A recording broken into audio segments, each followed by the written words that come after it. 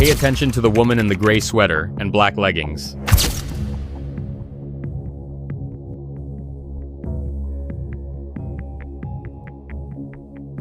Her name is Danielle Foster. It's 9:47 p.m. on Thursday, October 12th. She's taking out the trash. A completely ordinary task. Something she's done 1,000 times before. Now, pay attention to the man standing near the dumpster area.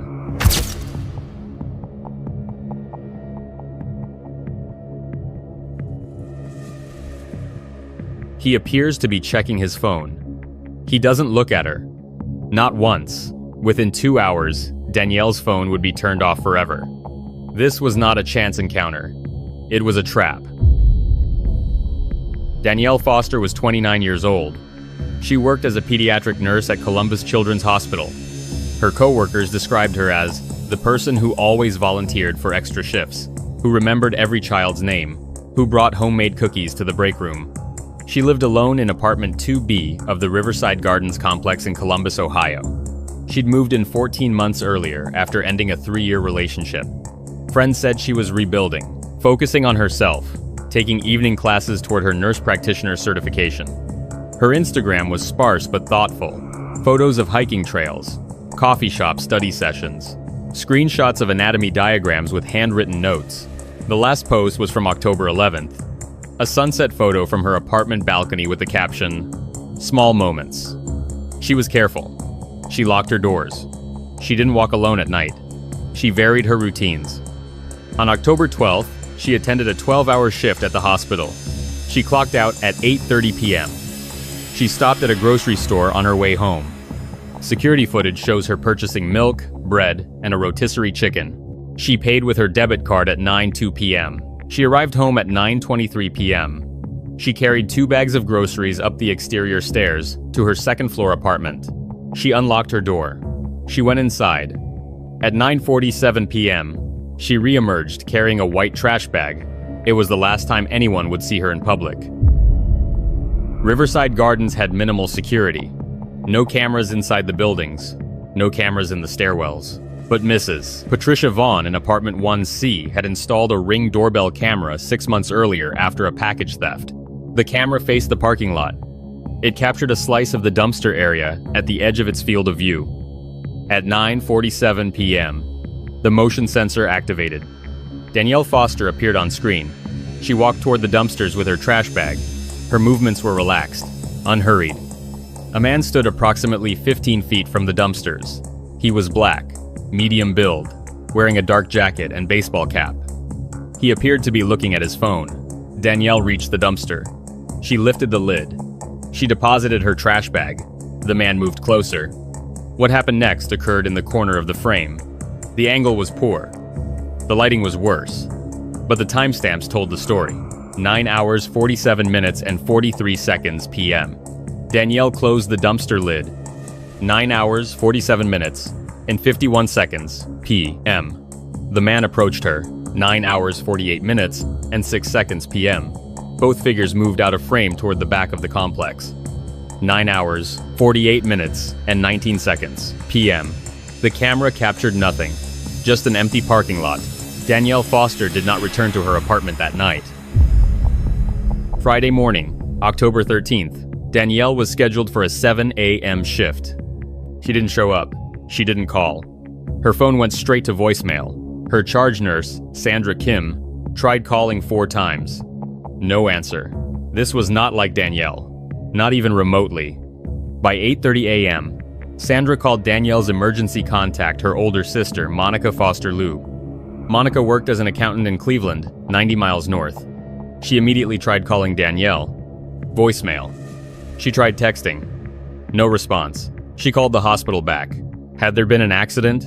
A family emergency? No one knew anything. Monica called the Columbus Police Department at 9:15 a.m. She explained that her sister had missed work without notice, that she wasn't answering her phone, that this was completely out of character. The dispatcher was polite but firm. Adults have the right to disappear. 24 hours hadn't passed. There was no evidence of foul play. Monica drove to Columbus. She arrived at Riverside Gardens at 11:40 a.m. Danielle's car was in its assigned spot. a white 2019 Honda Civic. Monica peered through the windows. Nothing appeared disturbed. A reusable shopping bag sat in the passenger seat. Monica went to apartment 2B. She knocked. No answer. She pounded on the door. Nothing. The building manager, Frank Delgado, agreed to open the apartment. Everything was normal. Too normal. The groceries Danielle had purchased the night before sat on the kitchen counter. The milk was still cold. The chicken was untouched. Her purse was on the counter. Her wallet was inside. Her driver's license. Her credit cards. $43 in cash. Her keys were missing. Her phone was missing. Her laptop was open on the coffee table, still logged into her nursing school portal. The bed was made. The bathroom was clean. Nothing appeared disturbed. It was as if she had stepped out for 5 minutes and simply never came back. Monica called the police again. This time, they listened. Detective Raymond Martinez arrived at Riverside Gardens at 2:15 p.m. He was 47 years old, 22 years with Columbus PD, assigned to the Major Crimes Unit. He interviewed the building manager. No complaints. No issues with Danielle. Quiet tenant who paid rent on time. He interviewed neighbors. Most barely knew her. She worked long hours, kept to herself, always pleasant when you passed her in the parking lot. Mrs. Patricia Vaughn mentioned her Ring camera. Martinez reviewed the footage. He watched Danielle take out the trash. He watched the man near the dumpsters. He watched both figures disappear off screen. He requested the full video file. The camera had been recording continuously since 6 p.m. that evening. At 8:52 p.m., nearly an hour before Danielle came outside, the same man appeared in the parking lot. He walked slowly. He appeared to be examining cars. He lingered near the dumpster area for 4 minutes. Then he walked out of frame toward the back of the complex. At 9:11 p.m., he returned. He stood near the dumpsters. He looked at his phone. He waited. At 9:47 p.m., Danielle emerged. Martinez played the footage again, and again. The man never looked directly at Danielle, but his positioning wasn't random. He was close enough to intercept, far enough to seem uninvolved. This wasn't opportunistic. This was patient. By Friday evening, Detective Martinez had reclassified the case. Danielle Foster was not missing voluntarily. She was the victim of a suspected abduction. The clock was ticking. Saturday, October 14th. Danielle had been missing for 36 hours. The Columbus Police Department's Digital Forensics Unit pulled records for Danielle's phone. The last activity was at 9:46 p.m. on Thursday, exactly 1 minute before she appeared on camera taking out the trash. At 10:08 p.m., the phone was powered off. The last cell tower ping placed it near Interstate 71, approximately 8 miles south of Riverside Gardens. After that, nothing. Her laptop revealed no concerning communications. Her email was mundane hospital memos, school assignments, promotional newsletters. Her browsing history showed nursing journals, online textbooks, and searches for hiking trails. Her social media accounts showed no suspicious followers, no threatening messages, no unusual interactions. Detectives interviewed her ex-boyfriend, Marcus Reynolds. He had a solid alibi. He was in Cincinnati for a work conference. Hotel records and co-workers confirmed his presence. Her co-workers described no concerning patients or family members. No one who had made threats or seemed overly interested in her.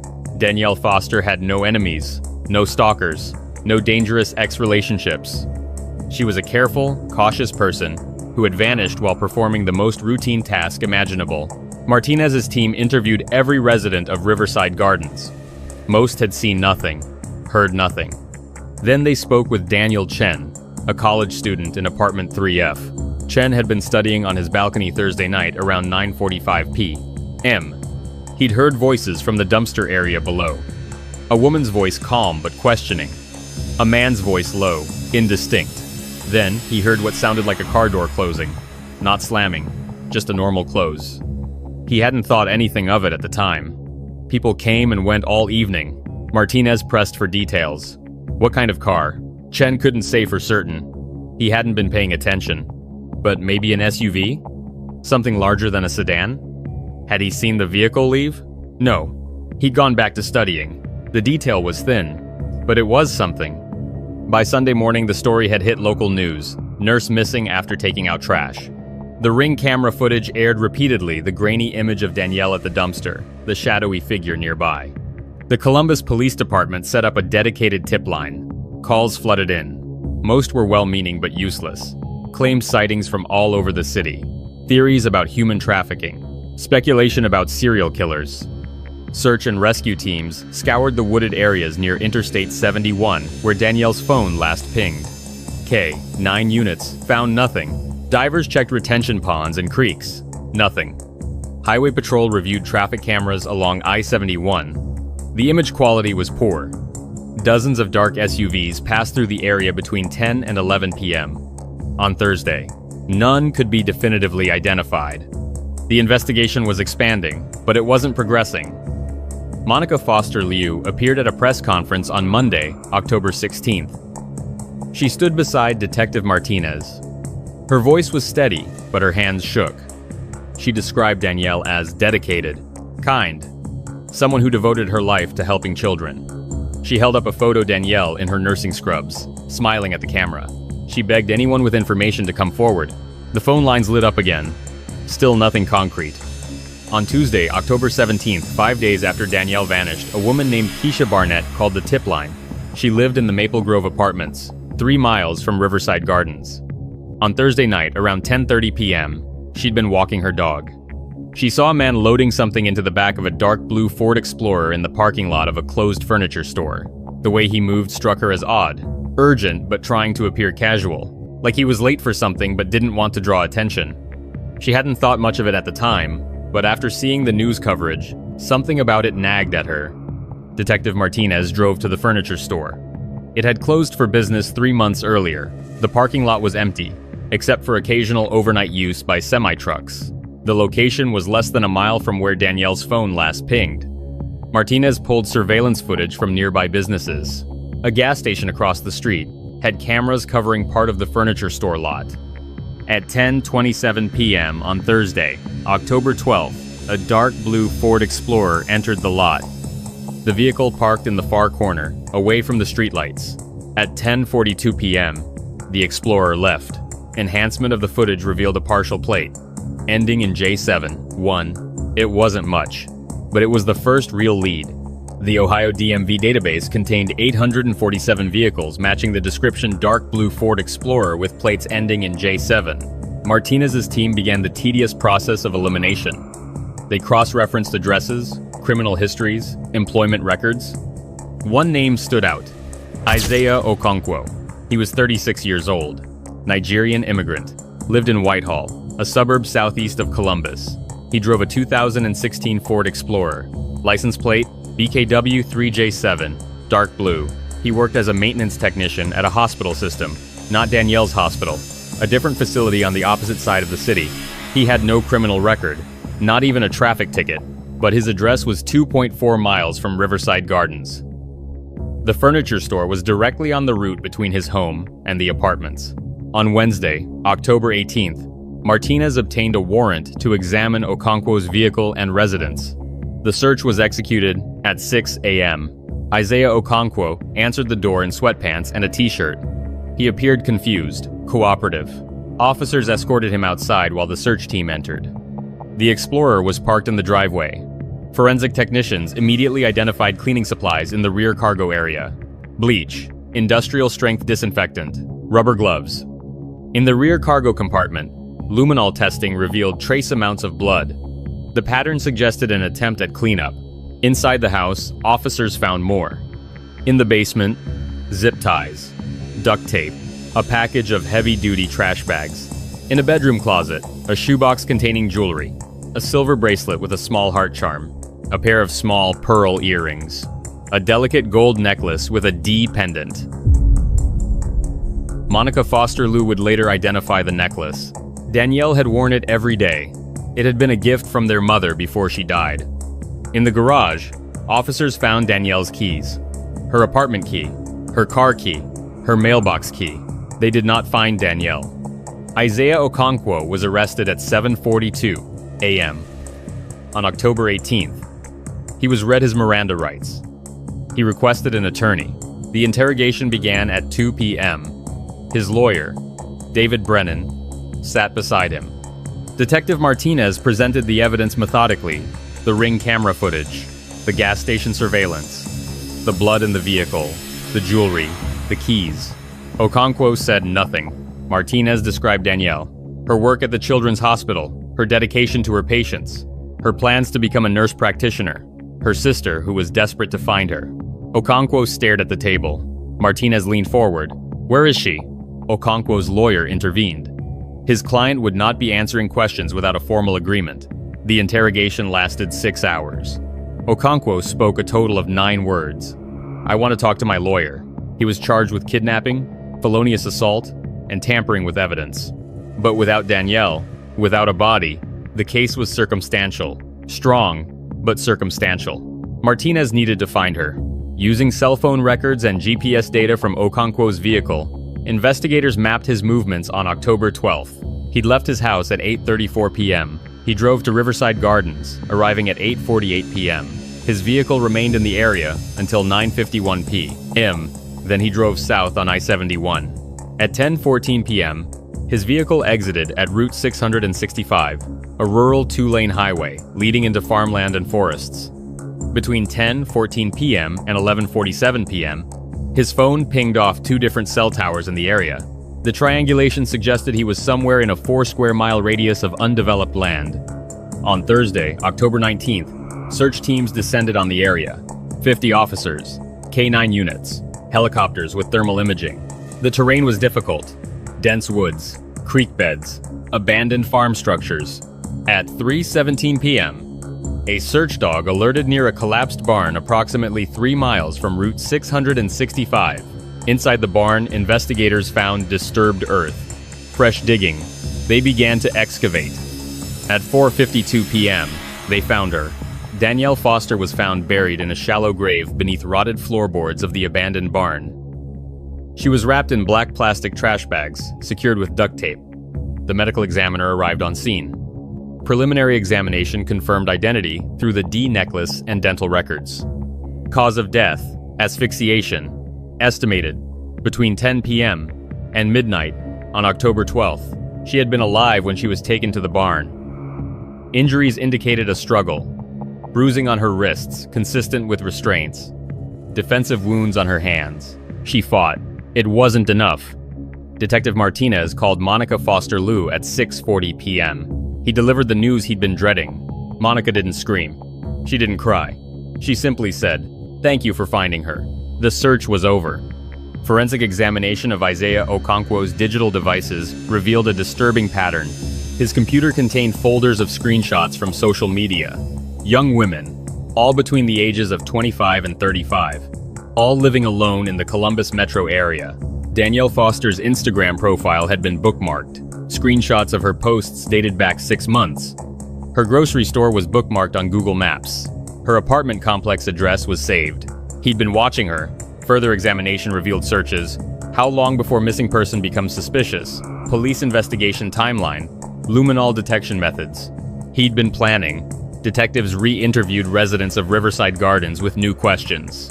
Had anyone seen a dark blue Explorer in the parking lot before October 12th? 3 residents confirmed yes. They'd seen it multiple times over the past several months. Always in the evening. Always parked near the dumpster area. Okonkwo worked second shift at his hospital, 3 p.m. to 11 p.m. The timing matched. He'd been stalking Danielle for months, waiting, learning her patterns, waiting for the perfect moment. October 12th, she took out the trash at 9:47 p.m. He was ready.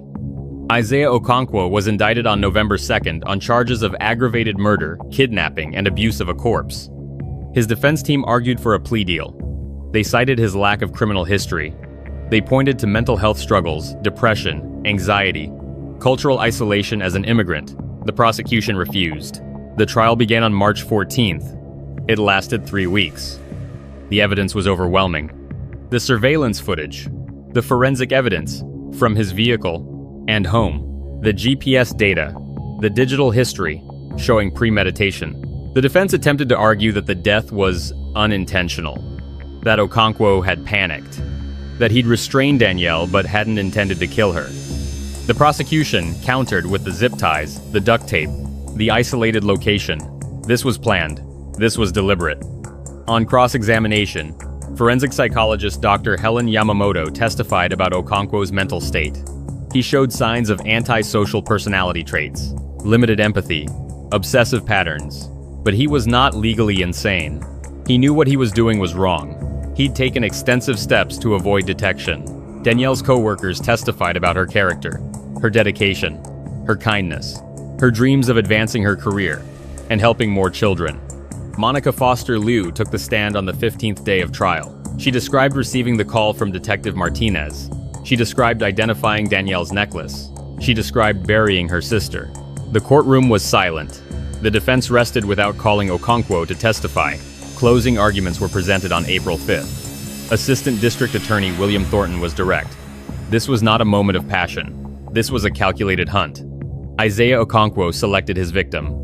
He watched her. He waited. When the moment came, he took her life. The jury deliberated for 11 hours. On April 7th, they returned a verdict.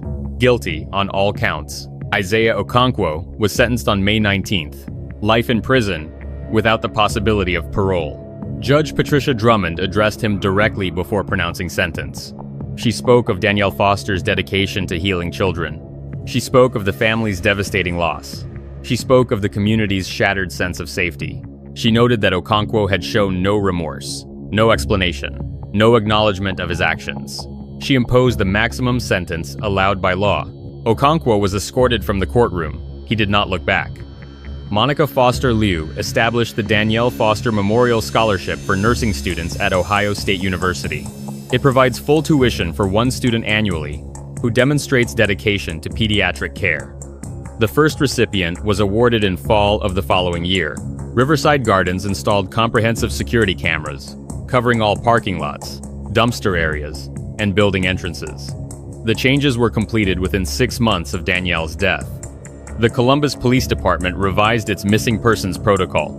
Adults who miss work without notice and fail to make contact are now prioritized for immediate investigation, even before 24 hours have passed. The policy is informally known as Danielle's Law. Detective Martinez retired in 2024. He kept a photo of Danielle Foster on his desk until his last day. He told colleagues he would never forget the case, never forget her. Danielle Foster's locker at Columbus Children's Hospital remains as she left it. The hospital offered to clean it out. Monica Foster Liu asked them to leave it. Inside, a spare pair of scrubs, a coffee mug with a cartoon stethoscope, a photo of Danielle and Monica at the beach, both smiling, sun in their faces. The locker has a small plaque now. In memory of Danielle Foster, RN. She showed up for our children. She will not be forgotten. Every year on October 12th, the hospital staff places flowers beneath the plaque. Roses. Danielle's favorite. She was taking out the trash. The most ordinary moment. It cost her everything, but she is remembered.